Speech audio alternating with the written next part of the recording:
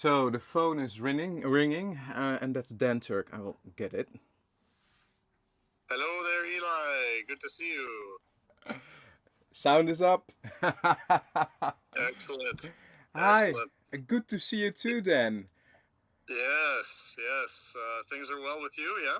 Yes, they are well, and I'm very curious about your experience with the 580 because the last time we really spoke on the phone, that's some years ago now.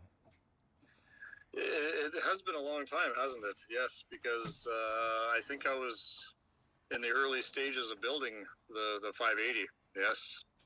So, yeah, it's been a long time. Lots have happened, obviously. You've been following the build and the journey so far. I sailed the boat all of last season on Lake Superior in Canada. And even the season before for 2 months. For 8 weeks, I had the boat in the water. So yeah, so I knew what the boat was going to be able to do, and that wasn't a problem. It was more the sailor when I decided to take this across the North Atlantic. Yeah, yeah. So So, lots has happened, but it's been good. It's been good. so was this your longest and biggest trip?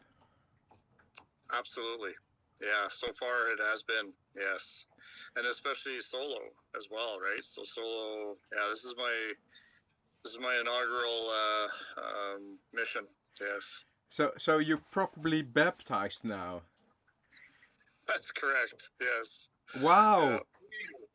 Yes. Congratulations! And to be clear, at this moment you are talking with us from Horta at the Azores, right? That's correct. Yes, Horta. Yes, I arrived here 2 days ago. So from Halifax, Nova Scotia, I departed, and I was 21 days at sea till I got to Flores, which is another island 130 nautical miles away. And yeah, so 21 days. Arrived in the dark, and stayed there for a day just to kind of regroup. And yeah, and then I came here. Yeah, so it's been good. Yeah, so Azores, Horta's been wonderful. Great people, and it just so happens I arrived the day before they have a week-long festival called Sea Week. So I arrived. So that was last night. That was the start of it. So it was a good welcoming. Oh, that's very cool. And how did you like Flores? Because that's quite a special island. The island itself is beautiful. It's a small population of people, but they're great people.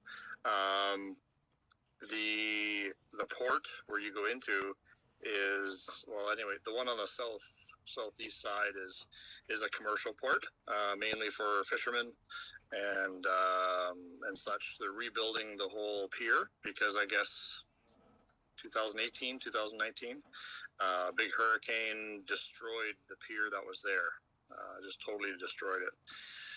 So they rebuilt one, and they're rebuilding another one. So it's quite a construction site, but normally it's a little fishing port. So how was the sailing experience with your home-built boat? The sailing experience was great. As I mentioned before, I had sailed the boat already for a year, a season already. So I knew what the boat can do and its capabilities and its limitations as well. So the boat itself handled itself very well. It's well appointed and as such. It is a tender boat in terms of, it's a light displacement boat, but built very ruggedly too. So, my sail plan is, I think it's a little bit different than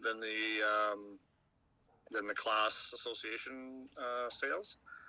I think my spinnaker is a little bit different shape, and then I also have a Code Zero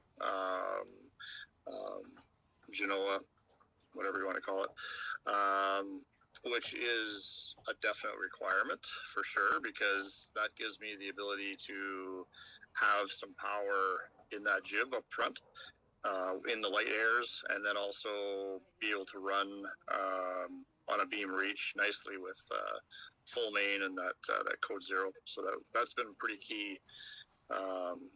key sail for me because I sailed for 13 days upwind, leaving from Halifax. So I had no down. I didn't hoist a spinnaker till the 14th day.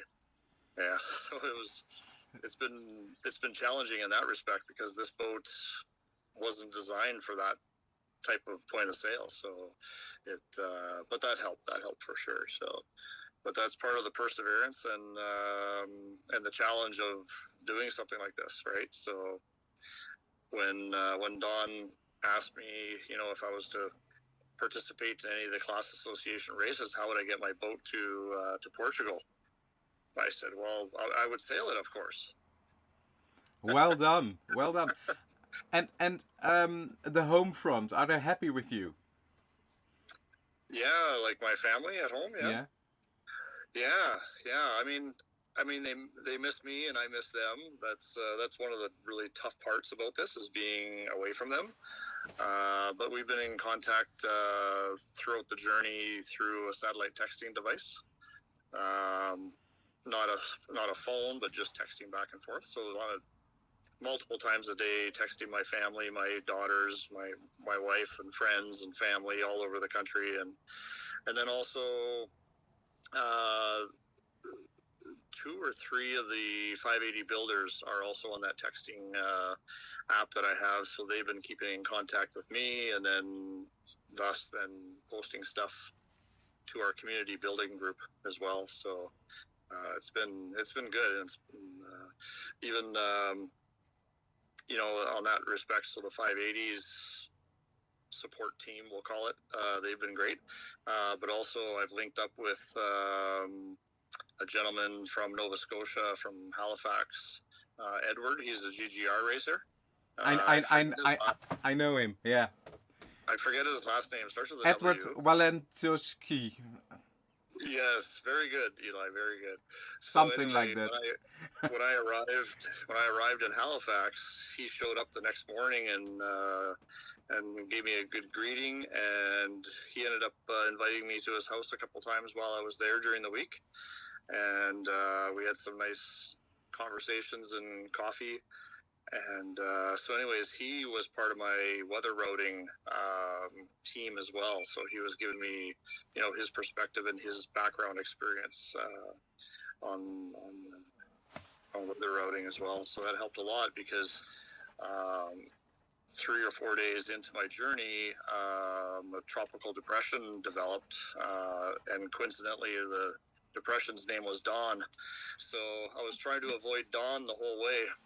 So for the first, up until like the 11th or 12th day, it was finally north of me, and I was able to head directly east.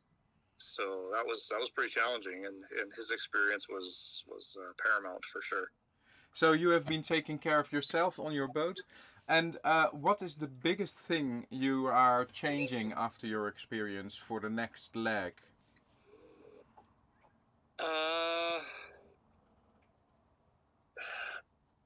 That's a very good question. The boat itself, mechanically, electrically, all that part of it is totally sound. It's the wind vane, steering system. I can adjust my wind vane from actually inside my cabin, so I don't even have to get out of the boat, out of the cabin to go and make some course adjustments. I just made a little messenger line. It was something I did on the fly, and so adjustments. I think the main adjustment I might do is spend put a little bit more thought into the food that I bring. I'm going to bring a lot more fruits and vegetables. I brought some, but not really enough. I could have brought more. I wasn't sure how long that stuff would last. I'm probably going to get rid of some clothing that I brought, because I was thinking it was going to be a lot colder out on the ocean, and I have so many warm clothes, and I might donate them to Horta here and see if there's some people that could use some warmer clothing. But the boat itself, I'm not going to change anything. I'm going to do a couple of different things down below in terms of my sleeping arrangements. I put some lee cloths up, and they worked okay. They worked well. But I think it's only because I've sailed the boat already for a year and a bit. Everything is pretty much set up the way I want it. I have a failed charging cord for my phone. I might buy another charging cord. But those are pretty minor things, Eli. Yeah. I have a gasoline outboard, which I plan to sell when I get to mainland Portugal. That's a bit of a hindrance because I got gasoline cans in the back, and it's just a hazard for me. I don't really care for that. So that would be nice, on the sanctioned races. If it is electric, then there's no issue with flammable gases in the boat. So that would be something I would change, but I can't really do that right now. So, but no, it's good.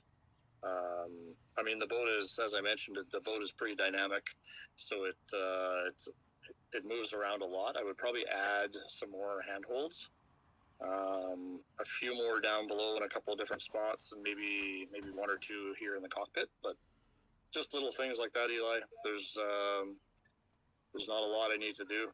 Yeah. Okay. Yeah, Okay. Cool. pretty much everything set up. And where are you heading from Horta? From Horta, I'm going to with I don't know pronounce his name. Atran. Ertan. He Ertan. bought, how do you say his name? Ertan. Horta. Yeah. So we're supposed to meet up with him in Lagos. So he's going to be there. I think he's there now. Actually, I'm not too sure. So meet up with him in Lagos, and then I think I'm going to go to another port just down further. I'm going to store the boat there, so it's going to stay there for at least until next September or October, something like that. Lagos is a good port. You will find everything you need there. So okay. it's probably the best place to start from when you leave for the transatlantic. So you are aiming at the transatlantic. Is there any other thing you are aiming at? At this point, that's kind of where I'm at. We have to discuss. Life sometimes gets in the way, and we'll have to see how things all transpire. And it depends. There's family needs, there's financial needs, there's a lot of things that draw your attention and your ability to do these type of things. I'm not retired from my work yet, so I have those obligations as well. So I have to find myself a mobile job, I think. Maybe. Maybe. Yes. So, how many days do you have left to get to Lagos? I believe I can get across 8 to 10 days. Somewhere around 8 days, I think. I hope. Because again, I have obligations. I have to. Actually, my wife is meeting me in France, so then we're going to spend a week in Europe. After that, so one of the plans is to go to Switzerland. So I do have some obligations. She's going to be there on the 22nd of August. So it'd be nice to meet up with her. Yes. And then the plan is to go see one of the other 580 builders in Switzerland. And which one? Renault. Okay. Yeah. Stylman. Yeah. Renault. Yeah. So meet up with him. He's been pretty keen on getting together, so that's really cool. And then maybe into Italy, and then back up to France again, and then fly home. Yeah. So if you have ever a chance that you will be in Holland, obviously you are welcome, but it's far too north for you this summer. And thank you for this conversation, and maybe we'll talk in the near future. Yes, yes, very nice to chat with you, and I appreciate the offer to get together if I'm in Holland. Yes, I'd like to get up that way for sure. Yeah, that would be fun. That'd Maybe be fun. next Yeah, year. yes, maybe next year, Eli. Yes. But Yeah, there's a bigger chance that I will meet up with you in Lagos or Lanzarote. I see. Yeah, Yes, yes. yeah, Yeah, very good. Yeah, we've been in contact with Lutz already. Yeah, I yeah. guess he's going to be organizing the Transat. I guess Yes. this year and next year. I guess I'm not too sure what the plan is, but yeah. No, very good. It's been great chatting with you, Eli. Okay, and have a nice stay in Horta. And if you want to have some tips for food, since you are going to France, look at the website of Jean-Luc van der Heijden. He has a very comprehensive list about the way he stocked up his boat in the first GGR in 2018. And that's very good food. Oh, okay. And Yeah, interesting. good food is important. Yes, yes, I agree. Yeah, no, it's yeah, you have to be nourished, and yeah, no, I'll take a look at that for sure. Yeah, that's excellent. Okay, cool. So let's sign off, and we'll talk later. Okay, bye for now, Eli. Take Bye. care. Take care. Bye. Good day. Have a good day. So that was interesting. He is going to the south of Portugal for the Classglobe 580 Transat, the second one.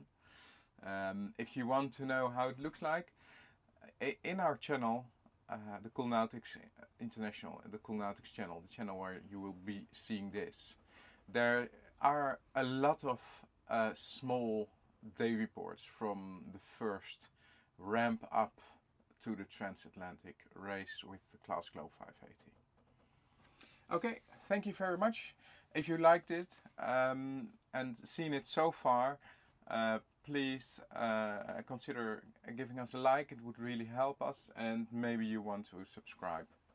Thank you.